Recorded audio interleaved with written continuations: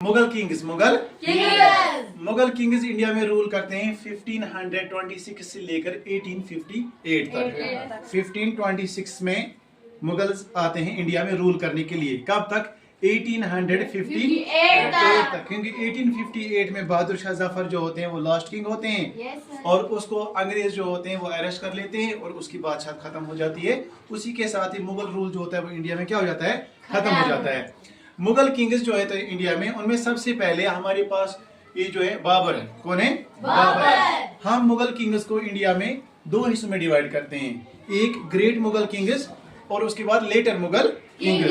जो great Mughal Kings हैं वो 6 हैं। कितने हैं? 6। कौन कौन? बाबर, हुमायूं, अकबर, जहांगीर, शाहजहां, औरंगजेब। औरंगजेब तक जो है ये ग्रेट मुगल किंग्स है ना, 1526 से लेकर 1707 तक।